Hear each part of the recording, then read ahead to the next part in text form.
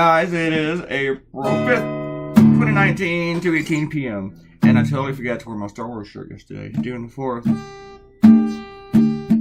But I did wear my new Georgetown t-shirt, so I did get, I don't know, I didn't waste it on a bad t-shirt.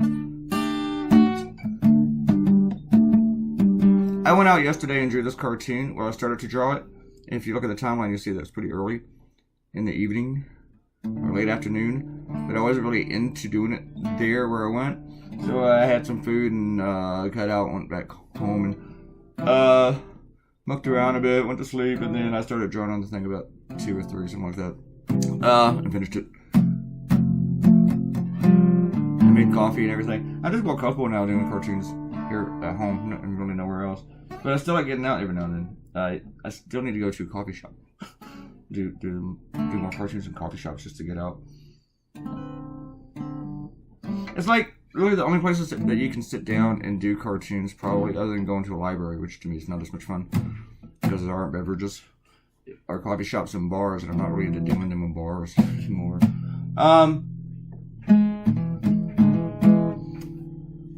But this is something I just thought was interesting, and TJ brought it up in the comments the other day, and I do think it's a great area, or thin ice, whenever you do start banning people for what they say. But I think you're justified in not wanting people inciting violence on your platforms. And one of those people who incite violence is Donald Trump. Just like Justice Department, it's not a law, says that they can't indict a sitting president. It's their policy.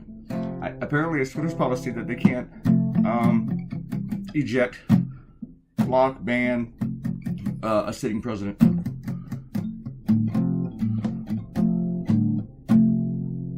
Want to do some comments? But a whole bunch of people were kicked off on from Facebook and Instagram, which is the same thing basically. Facebook owns Instagram, and Trump was really mad, and some of the people who were kicked off were a bunch of Nazi lovers, anti-Semitic people, and fake news rebel-rousers like Alex Jones. People like James Woods has been blocked on Twitter in the past. Some of these people, they were all, other than Louis Farrakhan, they were all, who was also blocked on Facebook, were all strong Trump supporters. They spread fake news to help him. They spread conspiracy theories like the Seth Rich murder. And Trump was out there tweeting about their rights and everything, about how their freedom of speech was taken away, and blah, blah, blah, blah. It was censorship. It was censorship when you don't let people talk. Who loved me? He didn't mention Louis Farrakhan, though. Just those guys. Just about everyone else. He's upset that Diamond and Silk apparently don't get enough attention on Facebook or something, he claims. I don't understand how they're being oppressed or whatever. He says that we're going to look into it. He's monitoring social media's abuse on freedom of speech, and he's looking into it. Well, he has time to look into it and monitor it, but he doesn't have time during an hour-long conversation with Vladimir Putin to bring up election meddling or just say, hey, don't do that anymore. I'm telling you now. Don't you fuck with my country. No, he ain't got time to do that. No. Obama had time to do that, not Trump. Trump just like, nope, didn't come up. I got like 3 subjects for my next cartoon, 3 or 4, and I have to decide which one to do, and that is one of them. It's really, seriously, how can you support Donald Trump? TJ, how can you support this guy? I mean, he's not protecting America. He doesn't give a rat's ass. He's more interested in his own personal benefit. You know, he doesn't want to tell Putin not to meddle in the next election because he wants him to meddle in the next election. Yeesh. All right, we're going to do some comments. Oh my, Errol said she missed my guitar. Okay.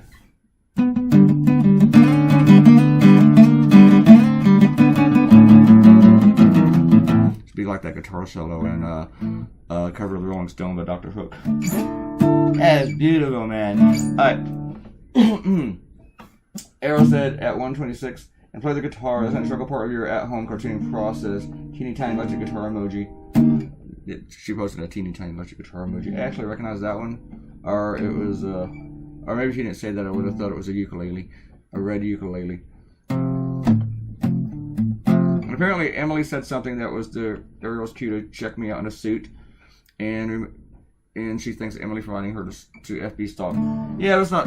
Yeah, that's fine. You can stalk. But I can't really complain too much since I did post a whole bunch of photos, and I did a blog update of the whole horror block thing.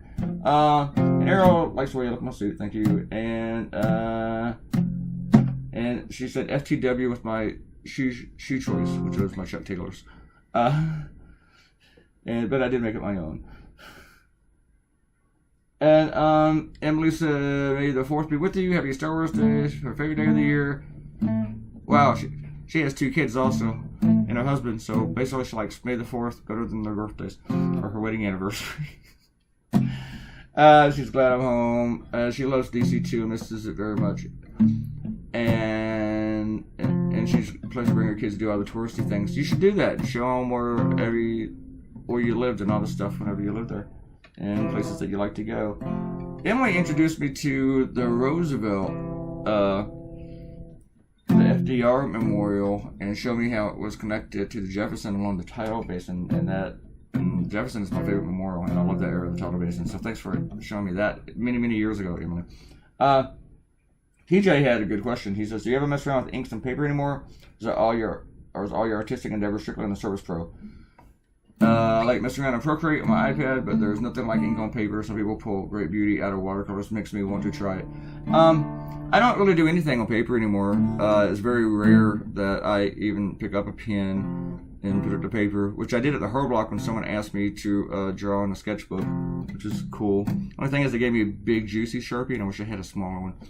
But Matt Davies, who won the award, uses real watercolors on his political cartoons. Most people who still draw on paper color it in Photoshop, but Matt doesn't even do that. I think he does some cleaning up in Photoshop, but he pretty much does it all with real nasty, sloppy, messy ink and watercolors with everything.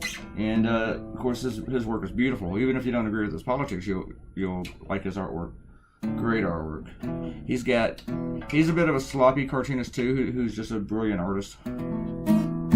And I don't really, a lot of people would tell you that you should draw with what they draw with. When I got into the business, I was using like pens, regular pens you buy in the store that you throw away when they're out of ink. And other cartoonists were telling me, you can't use a pen, you have to use a brush, or this, you can't use that paper, you have to use this paper. And nobody does that.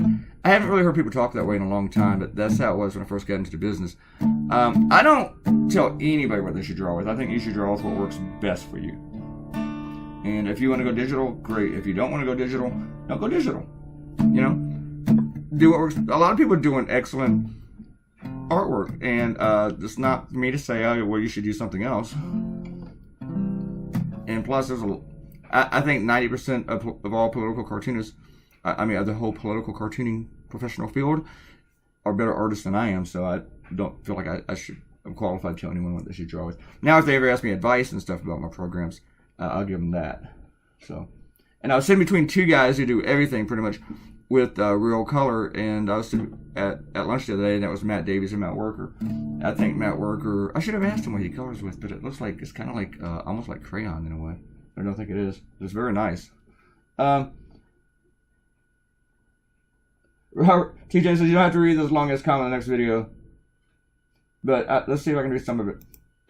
Here's been the deplatform issue, but I find it strange to invite everyone to come on your platform, person to post their opinions, remove all the opinions they don't like. But the things, I don't think they're removing stuff that they don't like. You're right, it is something that it's very dangerous territory when you start doing it. But I don't think you're just removing people that you don't like, or opinions. I think you really have to analyze and see what is hate, what isn't real, and like information, and what does incite violence. And actually, no, there were other races other than Farrakhan. The one guy that was anti-Semitic who ran for Congress, yeah. And we're just running out of time. Let's see. Robert Cotino came in, and he liked my analogy. And I'm gonna touch these. Yeah, editor does have to use space in the editorial section. Very nice analogy of being in one's house on Facebook. And he thinks still too furious to comment on the bar testimony. See, we're done. All right, click the red button and subscribe. There's gonna be another video today. Bye.